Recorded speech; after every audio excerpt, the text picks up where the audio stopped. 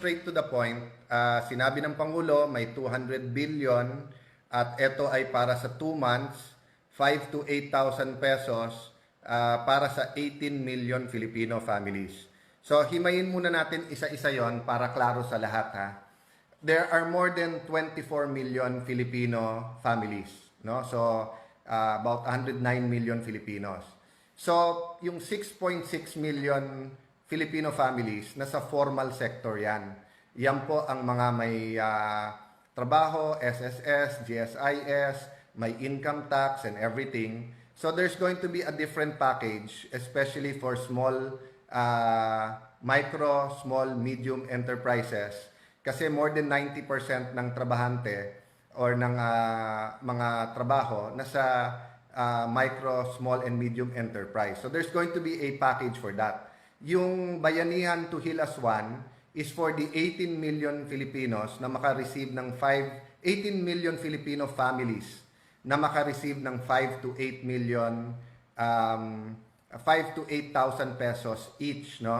Then secondly, the law was also there to provide for yung mga medical needs, yung mga PPEs, personal protection equipment, protective equipment, at iba pang pangangailangan ng DOH at saka ng mga private hospitals, no? So I'll touch on that later. But siguro what I did is I looked at yung mga comments dun sa Facebook nung nagsasalita si ating Pangulo. And basically naman, di ba, yung suporta ng ating kababayan, kahit hirap na yung iba, nandiyan pa rin. Pero ang tanong talaga, paano nila makukuha at kailan nila makukuha? Okay. So, ayan po, si Steve Cayetano, hindi ko lang kung magano ko, kailan makukuha, no? Eksakto, tinanong niya.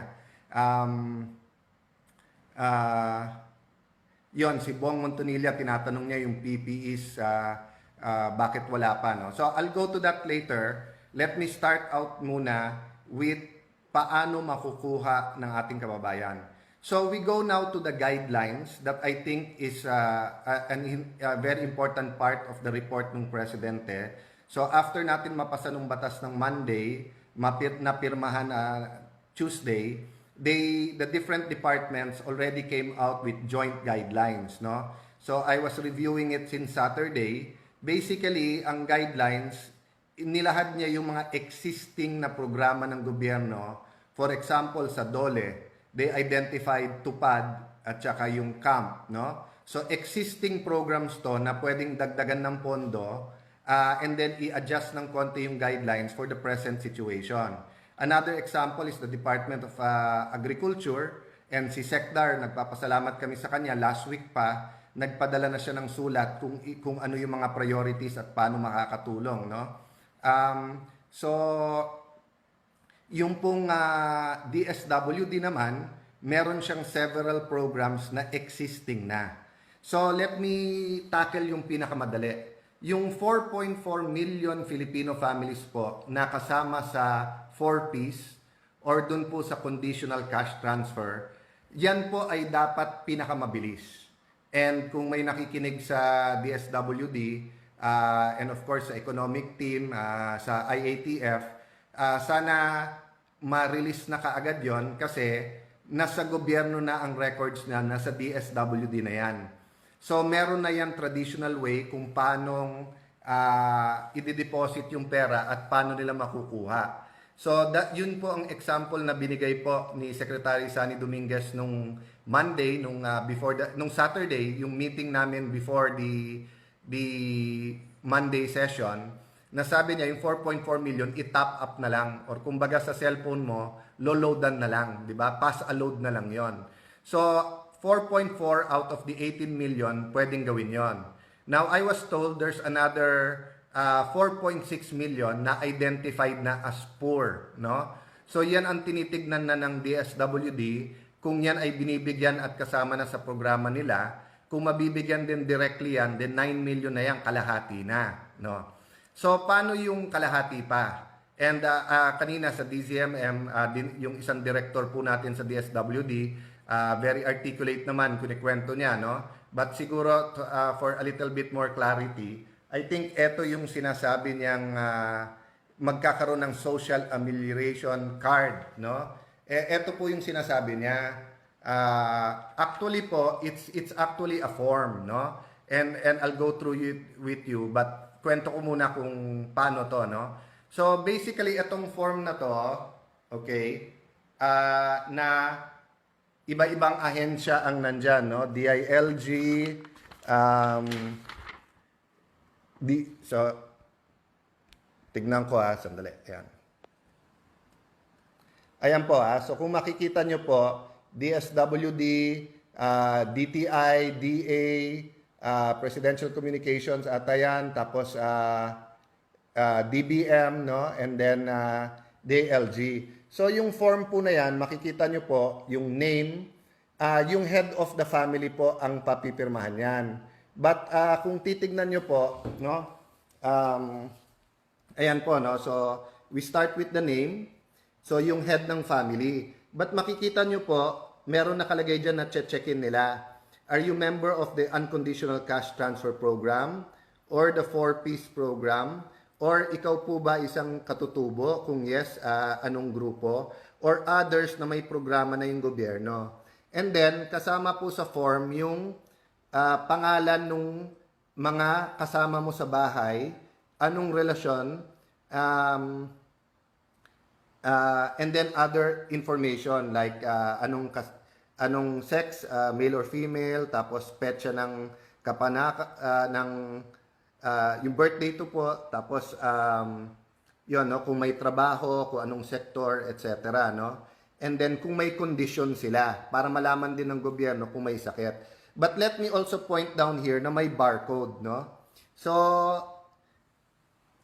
okay, so this form i-print po to sa mga local government units. So, sa mga province, city, or municipality. And then, ang gagawin po dyan, yung barangay, ibabahay-bahay po yan. Lahat ng bahay ay required na bigyan yan. If there are 3 households in one house, 3 form dapat ang ibibigay nila. No? And then, yung pinakita ko sa inyo kanina na i-check natin kung nakalagay doon. Kung conditional cash transfer, meron ka na. Sa ilalim po, pakita ko po, no? Sa ilalim po, may nakalagay, eto, na dapat ang barangay officials ang magsabi. 'Di ba? Ang nakalagay po dyan, Assistance to Individual in Crisis, programa po ng DSWD yan, dapat sagutan ng opisyal, oo o hindi, no? So on this point, kailangan talaga may instructions yung barangay because let's be realistic about it, no? Walang barangay captain na magsasabing huwag bigyan yung lahat ng bahay dun sa lugar niya, no? So dapat maging clear sa kanila kung ano yung basis, no? So having said that, pag chinekan na yung conditional cash transfer, ibig sabihin kasi makukuha mo na yan directly dun sa account mo. So hindi ka na dapat bigyan kasi dodoble, no? So ang intention in Metro Manila it's 8,000. So bakit 5 to 8,000? So if you're from another place sa ating bansa and for example dun sa lugar mo 25% less ang minimum wage sa inyo, so ibig sabihin po ang ibibigay sa inyo 25% less than 8,000. So 6,000 ang makukuha mo, no? So yun po ang ibig sabihin po dun sa 5 to 8,000, no? So yung form na to, napaka-importante po na ma-fill-upan kaagad. So nung isang araw po nag-post ako, 'di ba, na ang distribution sana house to house, sana po yung COA, picture na lang, cellphone na lang para wala nang ballpen, wala nang hawakan. So nakikiusap ako sa lahat ng LGU, although pa pipirma niyo yung form na to, 'di ba? Siguro pagkabigay hintayin nyo, but the less interaction kasi and the less surfaces na nahahawakan natin, pinapasa natin, the less risk of infection.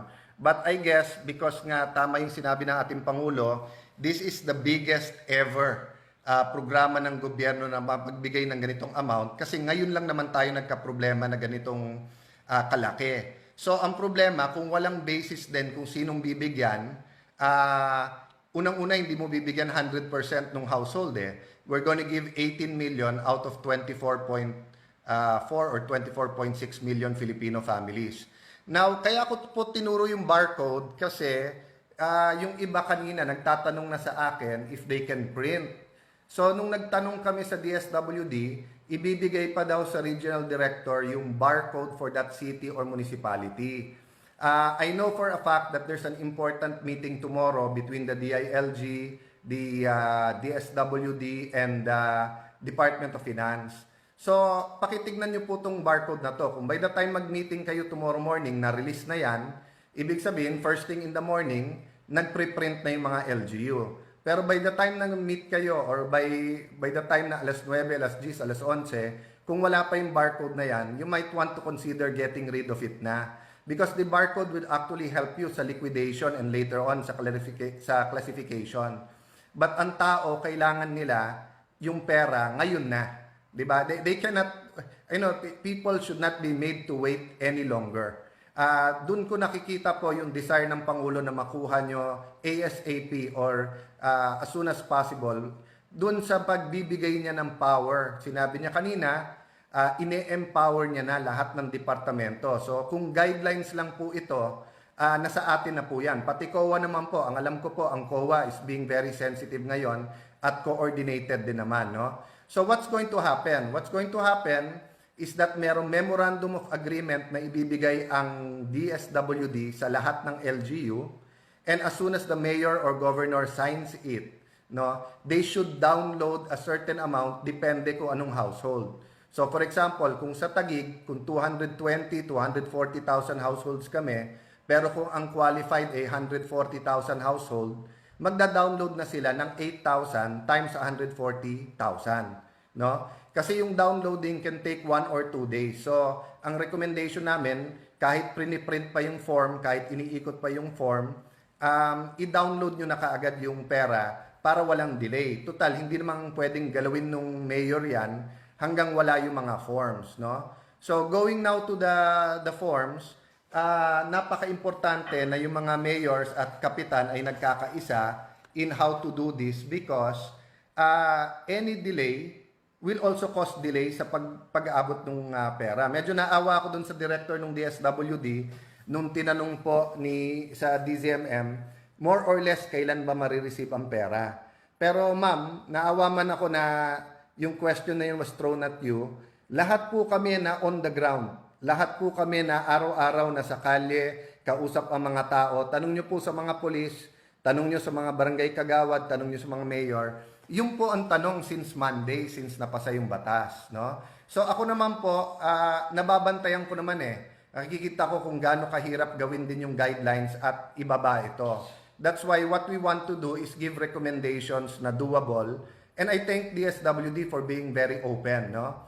So kanina sa pag-uusap ko dun sa mga undersecretary ng finance at saka ng DBM, may plano kasi na may programang galing sa DA, may programang galing sa DOLE, may programang galing sa DSWD. So sabi ko sa kanila, alam nyo, komplikado para sa barangay captain at sa mayor kung tatlong ahensya ang kailangan pong kausapin.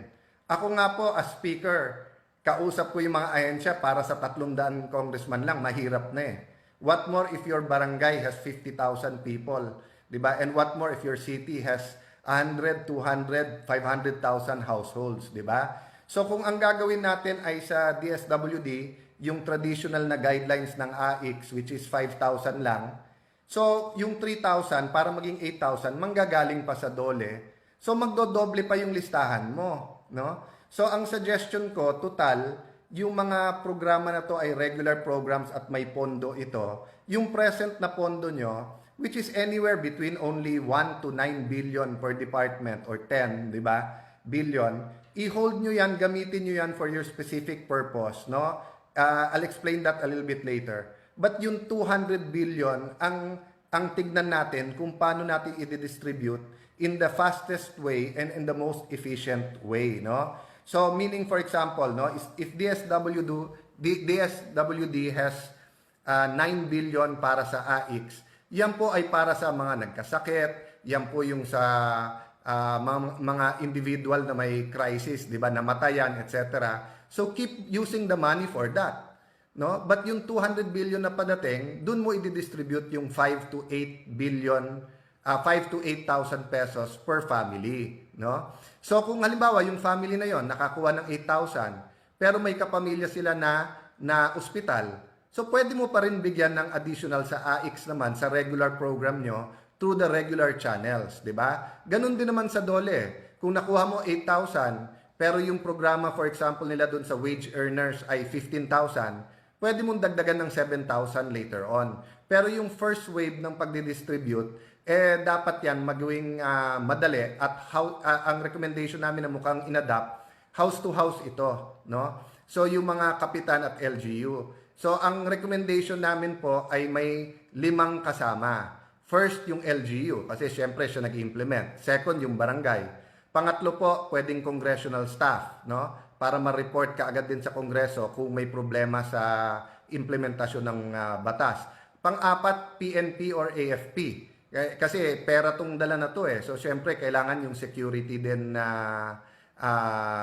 niyan, di ba? And then yung pang-5, yung association or yung NGO o Homeowners Association or kung Urban Poor yon, yung Urban Poor Organization. Bakit?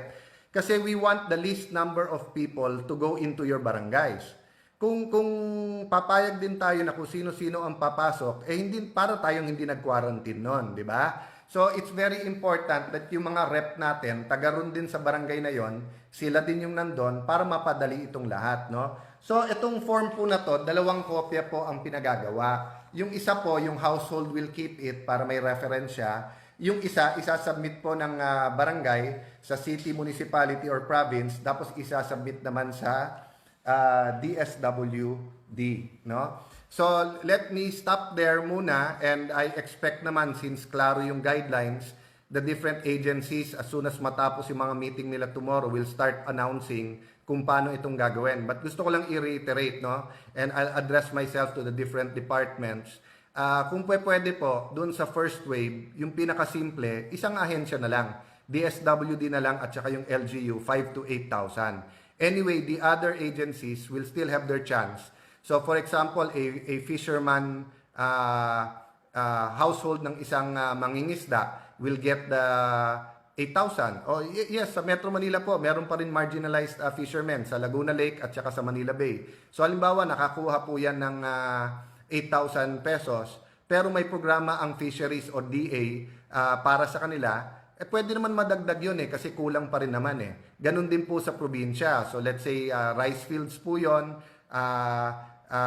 yung farmer po natin, nakakuha siya 8,000 DSWD, pero halimbawa may programa kayo dun sa seeds o kaya sa pagtatanim niya o crop insurance o kung ano man, hindi po conflict yun So let's oversimplify it, no?